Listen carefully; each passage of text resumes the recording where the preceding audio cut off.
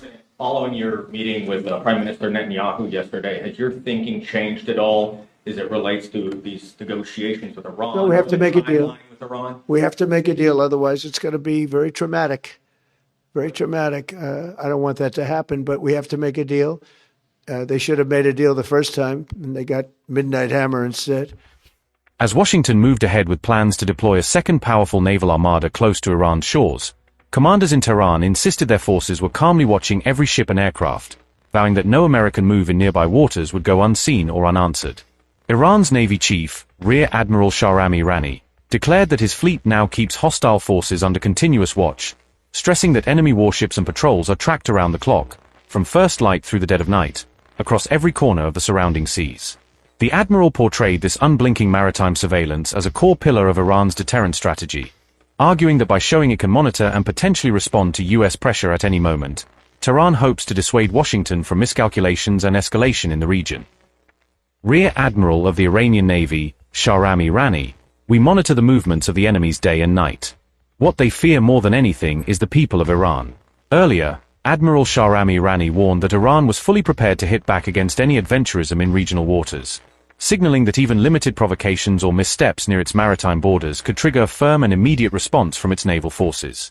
His warning came just as reports emerged that the USS Gerald R had been ordered to leave its current posting and deploy toward the Middle East, underscoring how Tehran's tough rhetoric is unfolding in parallel with a fresh buildup of U.S. military power in the region.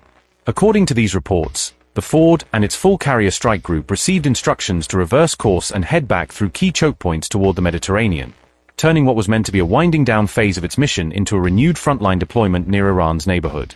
The USS Gerald R, which can reportedly embark around 90 advanced fighter jets and support aircraft at once, is now expected to link up with the USS Abraham Lincoln in Gulf waters, creating a two-carrier presence that dramatically boosts American striking power off Iran's coast. U.S. officials say this extra carrier-based air power is meant to give Washington more flexible options for a prolonged air campaign if needed, allowing the Pentagon to launch repeated waves of strikes, maintain constant patrols, and pressure Iran without relying entirely on land bases. Iranian sources, however, have cautioned that the arrival of a second American carrier will be viewed in Tehran as a definite step towards war, framing the twin carrier deployment not as routine deterrence but as a potential prelude to large-scale conflict in the Gulf.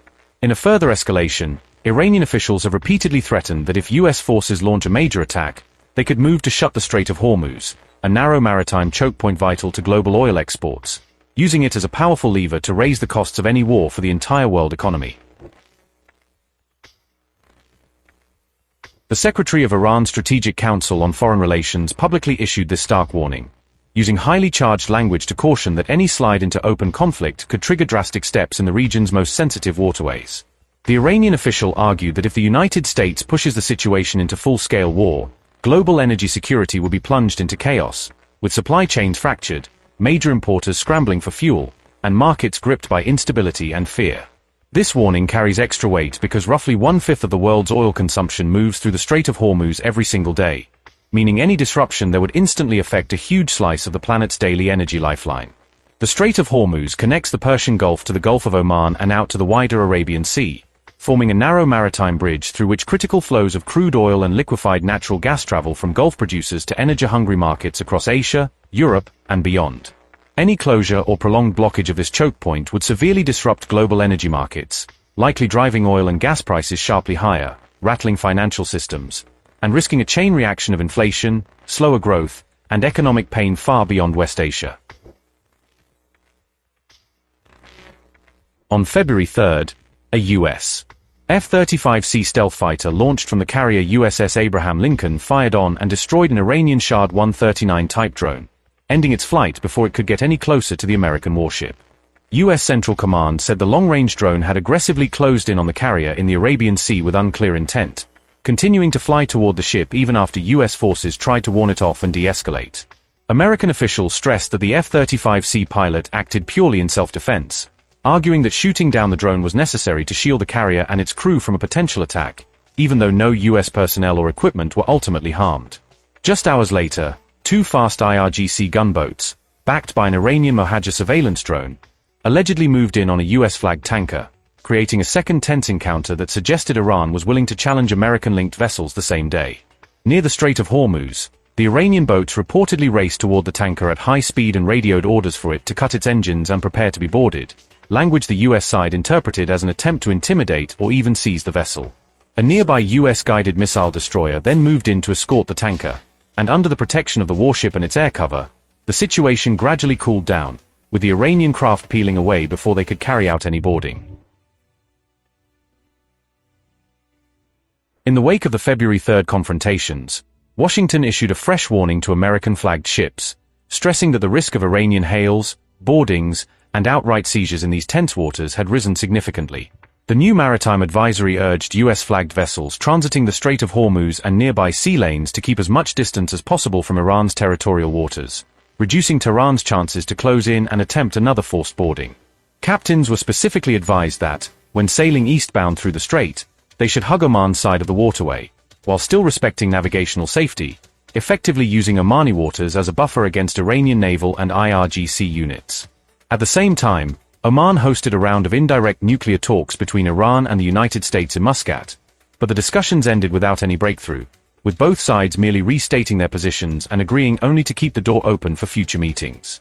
Soon after those talks wrapped up, President Donald Trump met Israeli Prime Minister Benjamin Netanyahu at the White House, where he both backed continued diplomacy and again warned Iran that if it refused a deal, he was prepared to take something very tough against Tehran. Following your meeting with Prime Minister Netanyahu yesterday, has your thinking changed at all as it relates to these negotiations with Iran? No, we have to make a deal. With Iran? We have to make a deal, otherwise it's going to be very traumatic. Very traumatic. I don't want that to happen, but we have to make a deal. They should have made a deal the first time, and they got midnight hammer instead. And this will be very traumatic for Iran if they don't make a deal. Look, if they don't make a deal, then it'll be a different story. But we had a very good meeting yesterday with Bibi Netanyahu, and he understands, but it's ultimately up to me. If the deal isn't a very fair deal and a very good deal with Iran, then it's going to be, I think, a very difficult time for them in the back. I guess over the next month, something like that. Yeah, it shouldn't take, I mean, it should happen quickly. They should agree very quickly. Yeah. We might be heading into a partial government shutdown. When was the last time you spoke with Chuck Schumer? And do you still feel Democrats are negotiating in good faith? Well, a week ago I spoke, but, we have to protect our law enforcement. Actually, the Supreme Court gave a ruling, or one of the courts gave a very big ruling on masks, that you have the right to use them, for personal protection if you want. So I don't know how that interjects. They want our law enforcement to be totally vulnerable and put them in a lot of danger. They have some things that are really very, very hard to approve, frankly. As you know, it's only pretend. We had various of the other bills. That's all done, but we're left with this one. We have to protect our law enforcement. Very important. Please. Why does Prime Minister Netanyahu want you to stop negotiating with Iran? He is, you're saying stop entertaining, stop talking to them? Didn't say that. We didn't discuss that. I'll talk to them as long as I like, and we'll see if we can get a deal with them. And if we can't, we'll have to go to phase two. Phase two will be very tough for them. I'm not looking for that. Mr. President, there are currently 0 Israeli hostages left in Gaza because of you. Thank you for that. Thank you. And now that the war is ending in Gaza and Israel, I wanted to ask, do you believe Bibi bears any responsibility for the security failures that we saw on October 7th? Well, October 7th was a rough time, and I guess everybody's responsible. It's you to look, but it was a terrible attack. It was a sneak attack. It was as violent as unfortunately, I've seen some of the results at levels that probably even you, good reporter, but probably you haven't seen. It was a horrible thing that took place. People was surprised. It was a surprise attack. Nobody saw that coming. He didn't see it coming. Nobody else would have seen it coming if they were in his position, I don't believe. But I can tell you he's been a very good wartime prime minister. He's been very strong. We've worked with him very well. We had tremendous success with Iran and everything else we've done. And he really has been. He's been, extraordinary as far as a wartime prime minister. Not easy. And, you have a president that refuses to give him a pardon. I think that man should be ashamed of himself. A pardon over this trial that's going on. The president of Israel, the primary power he's got is the power to give pardons. And he's not you know, he said he's given it 5 different times, but he doesn't want to do it because I guess he loses his power. I think the people of Israel should really shame him. He's disgraceful for not giving it. He should give it. But Bibi's been a great wartime prime minister, and I've been the best friend to Israel I think that they've ever had. A lot of people say beyond precedence.